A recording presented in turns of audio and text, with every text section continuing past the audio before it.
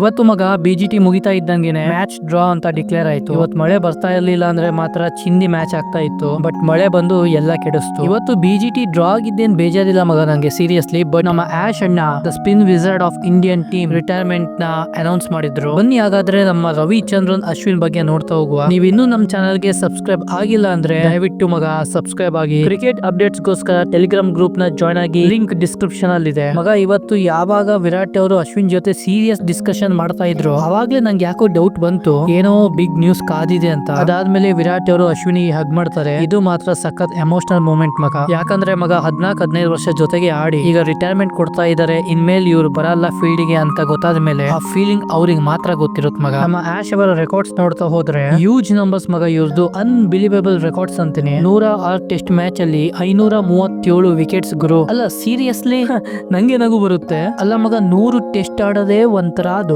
ವಿಷಯ. ಅದ್ರಲ್ಲಿ 537 ವಿಕೆಟ್ಸ್ ತೆಗ್ದವ್ರೆ ಅಂದ್ರೆ ಒಂದ್ ಸಿಂಗಲ್ ವಿಕೆಟ್ ತೆಗೆಯದೆ ಮುಕ್ಲಾರೆ ಕಷ್ಟ. 537 ವಿಕೆಟ್ಸ್ ಗುರು ಟೆಸ್ಟ್ ಅಲ್ಲಿ. ಲಿಟ್ರಲಿ ಯಪ್ಪ ದೇವ್ರೆ. ಟೆಸ್ಟ್ ಮ್ಯಾಚ್ ಅಲ್ಲಿ most player of the series ಯಾರು ಅಂದ್ರೆ ಅದು ರವಿಚಂದ್ರನ್ ಅಶ್ವಿನ್. ಒಂದಲ್ಲ ಎರಡಲ್ಲ 11 ಸಲ ಸಿಕ್ಕಿದೆ. ಅದಾದ್ಮೇಲೆ ಮಗ ಸೆಕೆಂಡ್ ಮೋಸ್ಟ್ 5 ವಿಕೆಟ್ಸ್ ಇನ್ ಅನ್ ಇನ್ನಿಂಗ್ಸ್ ಇನ್ ಕೆರಿಯರ್ 37 ಸಲ. ಇದು ಟೆಸ್ಟ್ ಮ್ಯಾಚ್ ಅಲ್ಲೇ. ಒಂದ್ ಇನ್ನಿಂಗ್ಸ್ ಅಲ್ಲಿ ನಿಮಗೆ ನೆನಪಿದ್ರೆ ಸೆಂಚುರಿನೂ ಹೊಡಿತಾರೆ, 5 ವಿಕೆಟ್ಸ್ ತೆಗಿತಾರೆ ಸೇಮ್ ಇನ್ನಿಂಗ್ಸ್ ಅಲ್ಲಿ. ಏನ್ ಮಗ ತಮಾಷೆನ ಈ ತರ ಬ್ಯಾಟ್ ಬಾಲ್ ಅಲ್ಲಿ ಕಾಂಟ್ರಿಬ್ಯೂಷನ್ ಮಾಡೋದು ಅಂದ್ರೆ? ಇವರ ನಂಬರ್ಸ್ ಸಾಕು ಮಗ ಇವ್ರನ್ನ ಡಿಸ್ಕ್ರೈಬ್ ಮಾಡಕ್ಕೆ. ಅಶ್ವಿನ್ ಅವ್ರದ್ದು 6 ಸೆಂಚುರಿ ಬಂದಿದೆ, 765 ವಿಕೆಟ್ಸ್ ತೆಗ್ದವ್ರೆ ಟೋಟಲ್ ಆಗಿ. 37 ಸಲ 5 ವಿಕೆಟ್ ಹಾಲ್ ತೆಗ್ದಿದ್ದಾರೆ.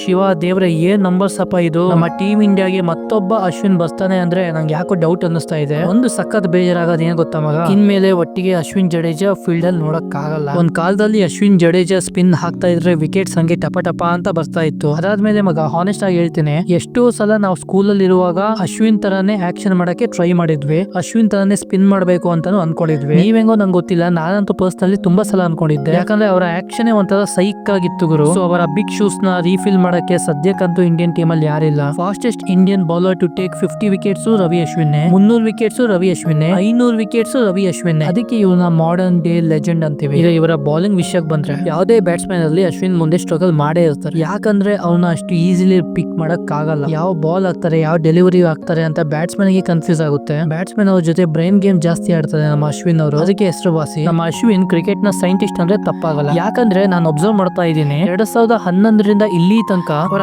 ಆಕ್ಷನ್ ಏನಿದೆ ಸಿಮಿಲರ್ ಆಗೇ ಇದೆ, ಬಟ್ ಸ್ವಲ್ಪ ಚೇಂಜ್ ಆಗ್ತಾ ಬರ್ತಾ ಇದೆ ಅಷ್ಟೇ. ಇವರು ಒಂಥರ ಯಾವಾಗ್ಲೂ ಮೋಟಿವೇಟೆಡ್ ಆಗಿರೋ ಪ್ಲೇಯರ್, ಜೊತೆಗೆ ಏನಾದ್ರು ಒಂದ್ ಹೊಸದನ್ನ ಫೀಲ್ಡ್ ಅಲ್ಲಿ ತರ್ತಾರೆ, ಹೊಸದನ್ನ ಕಲಿತಾನೆ ಇರ್ತಾರೆ. ಇವರು ಎಷ್ಟು ವೇರಿಯೇಷನ್ಸ್ ಮಾಡ್ತಾರೆ ಅಂದ್ರೆ ಮಗ, ಆಫ್ ಸ್ಪಿನ್ ಹಾಕ್ತಾರೆ, ಆರ್ಮ್ ಬಾಲ್ ಹಾಕ್ತಾರೆ, ಲೆಗ್ ಸ್ಪಿನ್ ಹಾಕ್ತಾರೆ, ಕಿರಂ ಬಾಲ್ ಹಾಕ್ತಾರೆ, ಕೆಲವು ಸಲ ದೂಸರಾನು ಹಾಕ್ತಾರೆ. ಅದಕ್ಕೆ ಬ್ಯಾಟ್ಸ್ಮನ್ ಗೆ ಸಖತ್ ಕಷ್ಟ ಆಗುತ್ತೆ ಇವ್ರ ಮುಂದೆ ಬ್ಯಾಟಿಂಗ್ ಮಾಡಕ್ಕೆ. ಅದ್ ಯಾವುದೇ ಫಾರ್ಮೆಟ್ ಆಗಿರಬಹುದು, ಅಶ್ವಿನ್ ಕೈಯಲ್ಲಿ ಬಾಲ್ ಬಂತು ಅಂದ್ರೆ ವಿಕೆಟ್ಸ್ ಪಕ್ಕ ಅಂತಾನೆ ಅನ್ಕೊಂತಾ ಇದ್ವಿ. ಇಲ್ಲ ವಿಕೆಟ್ಸ್ ಬಂದಿಲ್ಲ ಅಂದ್ರೆ ಕನ್ಸಿಸ್ಟೆಂಟ್ ಆಗಿ ಬೌಲಿಂಗ್ ಮಾಡ್ತಾರೆ, ರನ್ಸ್ ಕೊಡಲ್ಲ. ಬ್ಯಾಟ್ಸ್ಮನ್ ಇದಾರಲ್ವಾ, ಜಡೇಜಾಕ್ಕಿಂತನೂ ಅಶ್ವಿನಿಗೆ ತುಂಬಾ ಜಾಸ್ತಿ ಎದುರ್ಕೊಂತಾರೆ. ಯಾಕೆ ಅಂದ್ರೆ ಅವರ ವೇರಿಯೇಷನ್ ಆ ಲೆವೆಲ್ ಇರುತ್ತೆ. ಇವರ ರಿಟೈರ್ಮೆಂಟ್ ವಿಷಯಕ್ಕೆ ಬಂದ್ರೆ ಮಗ, ನನಗೆ ಏನ್ ಅನ್ನಿಸ್ತಾ ಇದೆ ಅಂದ್ರೆ ಯಾಕೋ ಅವರಿಗೆ ಪರ್ಸನಲಿ ಸ್ವಲ್ಪ ಫೀಲ್ ಆಯ್ತು ಅಂತ ಅನ್ನಿಸ್ತಾ ಇದೆ. ಯಾಕೆ ಅಂದ್ರೆ ಫಸ್ಟ್ ಟೆಸ್ಟ್ ಅವರಿಗೆ ಆಪರ್ಚುನಿಟಿ ಕೊಡ್ಲಿಲ್ಲ, ವಾಷಿಂಗ್ಟನ್ ಸುಂದರಿ ಆಡ್ಸಿದ್ರು. ಸೊ ರೋಹಿತ್ ಅವರು ಪ್ರೆಸ್ ಕಾನ್ಫರೆನ್ಸ್ ಅಲ್ಲಿ ಹೇಳಿದ್ರು, ಫಸ್ಟಿಗೆ ಬಂದಾಗ್ಲೇನೆ ಅಶ್ವಿನ್ ಅವರು ಡಿಸೈಡ್ ಮಾಡಿದ್ರು ನಾನು ರಿಟೈರ್ಮೆಂಟ್ ಕೊಡ್ತೀನಿ ಅಂತ. ಬಟ್ ರೋಹಿತ್ ಅವರೇ ಸ್ವಲ್ಪ ಕನ್ವಿನ್ಸ್ ಮಾಡಿದ್ದಂತೆ, ಪಿಂಕ್ ಬಾಲ್ ತನಕ ಆದ್ರೂ ಇರು, ಅದಾದ್ಮೇಲೆ ನಿಮಗ್ ಬಿಟ್ಟಿದ್ದು ಅಂತ. ಯಾವಾಗ ಜಡೇಜಾ ಚೆನ್ನಾಗಿ ಬ್ಯಾಟಿಂಗ್ ಮಾಡಿದ್ರು ಅವ್ರಿಗೆ ಗೊತ್ತಾಯ್ತು ಅನ್ಸುತ್ತೆ 4ನೇ ಮತ್ತೆ 5ನೇ ಟೆಸ್ಟಿಗೆ ನನ್ನ ಅವಶ್ಯಕತೆ ಯಾರಿಗೂ ಇಲ್ಲ ಅಂತ. ಹೌದು